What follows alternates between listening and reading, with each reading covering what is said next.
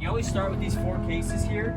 So you got the case 2, case 3, case 1, the sleeve for the sticks, and then also this rolling base. All right, so let's start with the rolling base. I'm gonna pull these 2 pins out, sliding this around.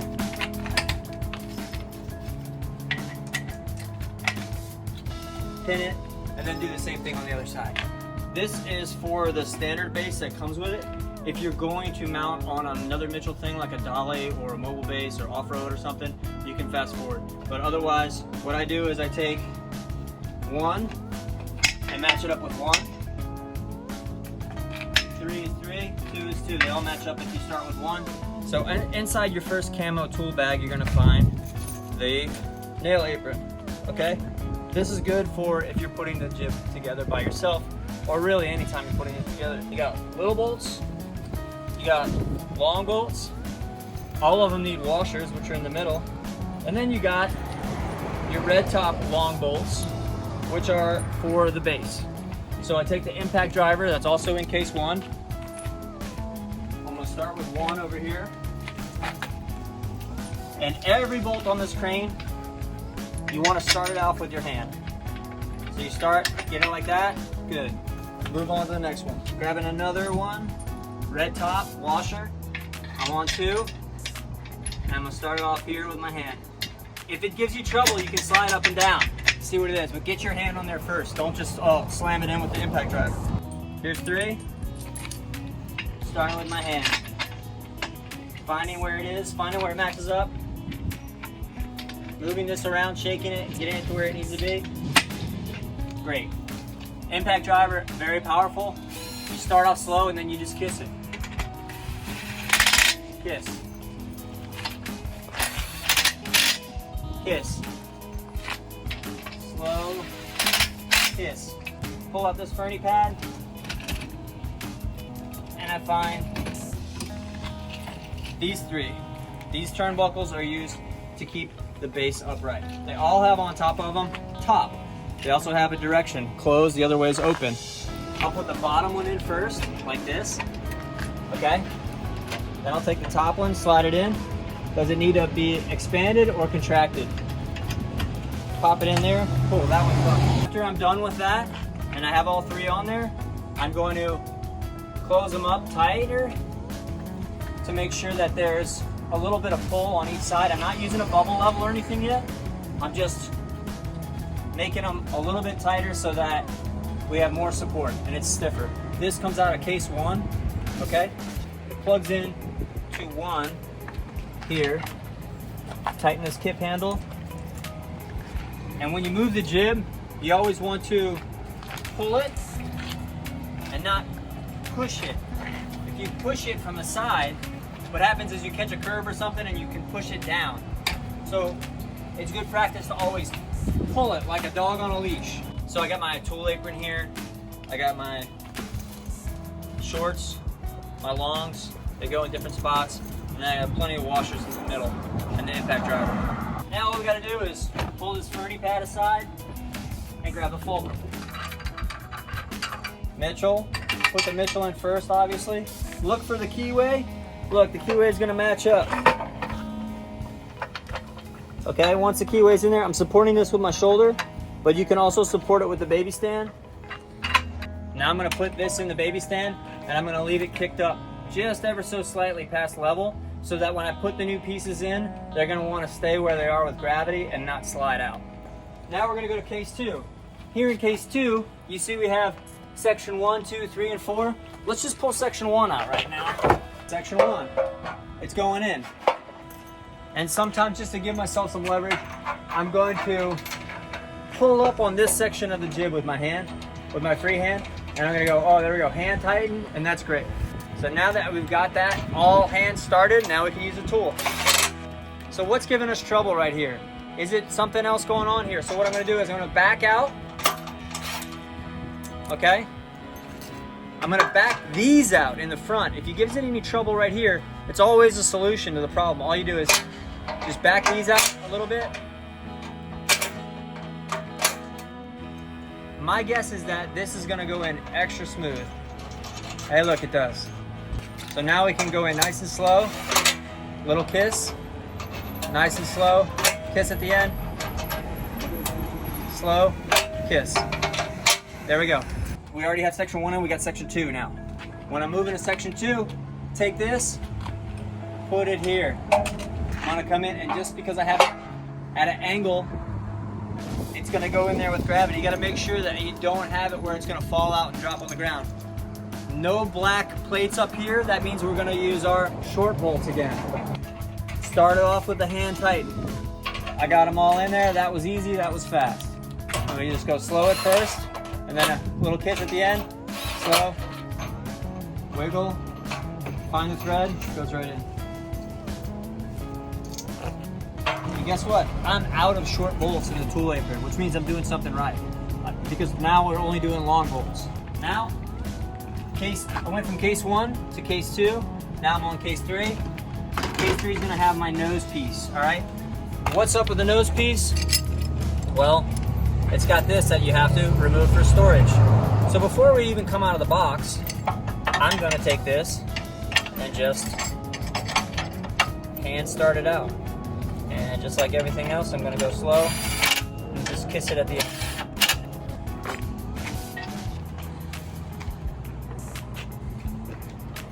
And whenever you're putting the crane together, if you ever wonder, well, which way do these plates go? Which way do the bolts go? The bolts always go back. The bolts go to the back. So now that we've got these black plates here, now we're gonna change it up on the 22-foot mode, and we're gonna go with the longs. Okay? So we're gonna just try and get one in at a time, hand start it. Bottom is threading really nicely. So what I'm gonna do, I'm just gonna pop these. Just break that right there. I can reach in here actually, and I can match the thread up easily sometimes. Watch this, I'll just flip this to this side. And now, I have a lot more latitude. Just wiggling up and down. Okay, that's going in great. Nice and smooth. This was giving me a little bit of trouble. So all I did was, I backed out these two front ones, and then I can have the nut is floating underneath, and I can make it where all of them go in nicely. And then, for a little tool. So we're good here. We've got 22 feet in length. So I'm just gonna take the tail from here. This side doesn't go in there, right? So there's only one way for it to go, and that's this way. Because there are black plates on the top and the bottom, I'm gonna use the long bolts. Just like every other piece. Hand start, tool tighten. Now, this is essential for the 22. We have to put on the mini tail extension. It's right here. Cool. We can add the weight bar. And it's real simple. We're just gonna put the weight keepers in, slide to the line, close, close. These are here to put on either side once you put your plates on. So in case 1, you have these 3 masts. And that goes in, but only on 22-foot mode do you actually use the side masts. For the 22-foot mode, you need the center long cable, 2 side cables, and then the center short cable. Notice that they all have short turnbuckles on them. The long one will also have this long turnbuckle. I'm gonna put the long turnbuckle on right here. Okay, and then I'll come back to it. We need to have these cross pins through the crane for the long mode. One lives here in the mini tail extension. You can put this in without a tool, as long as you tighten it, spin, tighten with your hands, spin it back, and then make sure that you get the most tension you can out of it, and that there is no air underneath the M12 nut. This cross pin can go in all the way through, and I can put it in with no tools as long as I get this M12 nut on top and spin it to tighten so that I can get it as closed down as I can get it with no air underneath the M12 nut. We've got our cross pins in the front, 2 in the tail section, and then 1 actually goes in section 2. Once you have your cross pins in, I like to string them up like this with the turnbuckles at the back of the crane. Put it on loose and then pop it in here. Okay? Once I have it in there, it's marked, tight. Let's do it. We'll tighten this thing up as much as we can tighten with just your hand strength, no tools. Also, you don't wait up and you don't put camera on until you have your cable supports. You will not be able to tighten it well if you have weights on it. So don't wait to tighten it. As soon as you put the cables on, that's when you tighten. I'm just gonna grab my longest cable. And in this situation, I have a turnbuckle in the back. This turnbuckle actually hooks in the front. And I do the same deal.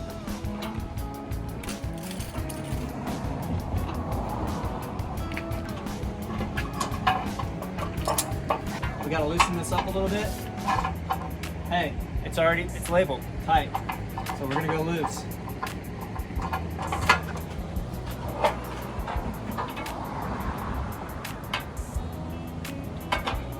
There we go.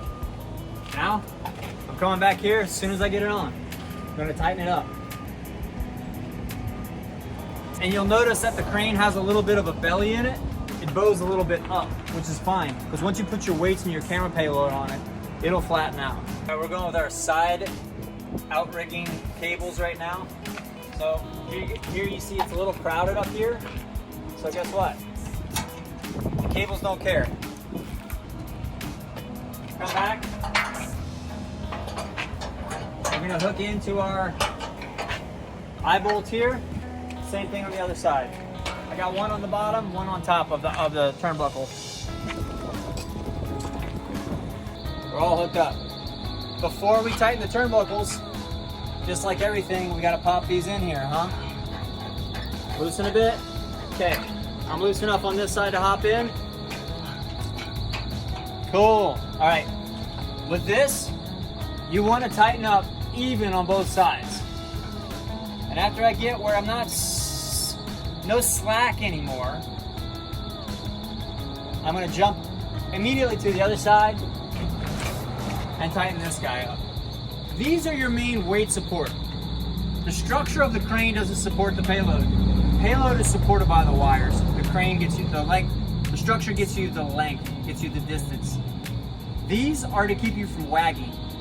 And I'm just making sure that I'm not bowing one way or the other in a noticeable way. And these feel both nice and tight. I'm gonna tighten this one a little more because I noticed that as I tighten my side ones, that took some of the heat off of this top cable. And I want this top cable to do the most that it can do. Also, when you're tightening any turnbuckle, you gotta hold it here and spin. You can't spin it like this because look what's happening. I'm spinning the cable. So now we got all of our support cables, all our aircraft cables on, and now we can move on to the leveling. We're gonna go for level 1. Come in here, slide on this little square prism and pin it. Cool, we're ready for 2. And you'll see level 2 is marked level 2. Slide that on there. Pin it. And I try to make everything as toolless as possible. So here we go. Now levels 3 and 4 are not labeled because they're the same thing. Tightening this first. I go in here, pin it, boom. And this is waiting for us. We're just gonna make sure that nose is out. Then all toolless. On here and here. This is your main load bearing bolt. These two are for leveling. So if you have a 2-axis head and you need to level the crane here, you can level it right here.